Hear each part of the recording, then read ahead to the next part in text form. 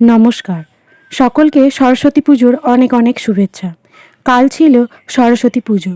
আমাদের বাড়ির এই সরস্বতী পুজো বহু প্রাচীন, প্রায় 50 বছরের উপরে এর বয়স। এই দিন গ্রামের ছোট ছোট বাচ্চাদের আমাদের বাড়ির তরফ থেকে দেবীর উদ্দেশ্যে ভোগ প্রসাদ বিতরণ করা হয়। তবে এই ভোগ সরাসরি আমরা দেবীকে অর্পণ করি না, দেবীর উদ্দেশ্যেই এই ভোগ প্রসাদ আমরা নিজেরাই রান্না করে বাচ্চাদের পরিবেশন করি। তারাও মহা আনন্দে প্রত্যেক বছরই এই প্রসাদ গ্রহণ করে। আজকের সুন্দর একটি ছোট্ট ভ্লগ রয়েছে এই ভোগ প্রসাদ বিতরণকে নিয়ে। আপনারা শুরু থেকে শেষ পর্যন্ত দেখতে থাকুন। মেনলি আমাদের চ্যানেলটি কুকিং চ্যানেল, তাই আমরা এই ব্লগের মধ্যে কুকিংটাকেই বেশি প্রাধান্য দিয়েছি। এখানে আজ রয়েছে মেনুতে বাঁধাকপির তরকারি। দেখুন, সেটি প্রস্তুত হয়ে গেছে। কড়াইশুঁটি ও আলু দিয়ে সুন্দরভাবে তৈরি হয়ে গেছে বাঁধাকপি।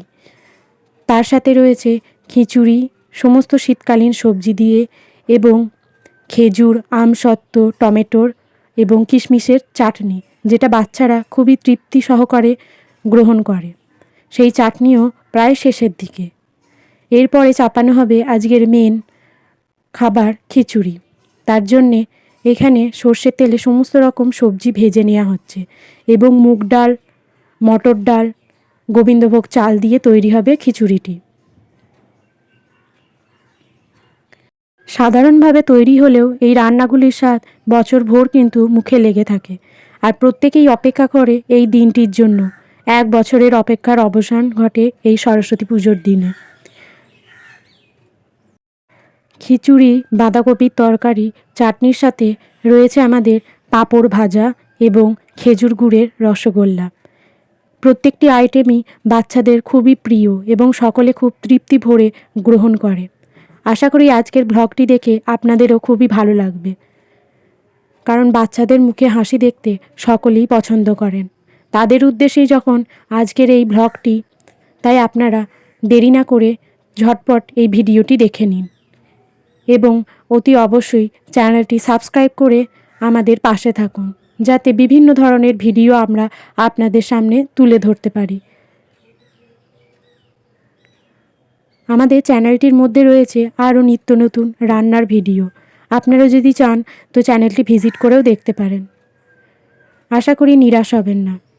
দেখুন, কথা বলতে বলতে খিচুড়িও প্রস্তুত হয়ে গেছে। কি দারুণ সুন্দর একটা কালার এসেছে দেখুন। অতি সাধারণ হয়েও অসাধারণত্ব প্রকাশ করছে এই রান্নাগুলি। আর যেহেতু পুজোর উদ্দেশ্যে এই রান্নাগুলি তৈরি হচ্ছে, তাই এর স্বাদগুলিও ভোলার নয়, একদম মুখে লেগে থাকে। মা আবার বাচ্চাদের যাতে আর একটু ভালো লাগে তার জন্যে বাদামও ভেজে কি সুন্দর দিয়ে দিল দেখুন ফোড়নের সাথে, যাতে এর টেস্টটা আরও বহুগুণ বৃদ্ধি পায়। সকলে মিলেই হাতে হাতে আমরা তৈরি করে ফেলেছি বাচ্চাদের জন্যে আজকে খিচুড়ি, বাঁধাকপির তরকারি, টমেটোর চাটনি। দেখুন, বাচ্চারা কত হাসি মুখে সকলে লাইন দিয়ে খেতে বসেছে। নতুন নতুন জামা পরে ছোট্ট ছোট্ট বাচ্চাগুলিকে দেখতেও কত ভালো লাগছে। এই দিনটিতে দেবীর উদ্দেশ্যে বাচ্চাদের মুখে খাবার তুলে দিতে পেরে আমাদেরও যে কী ভালো লাগছে তা প্রকাশ করে বোঝানোর নয়।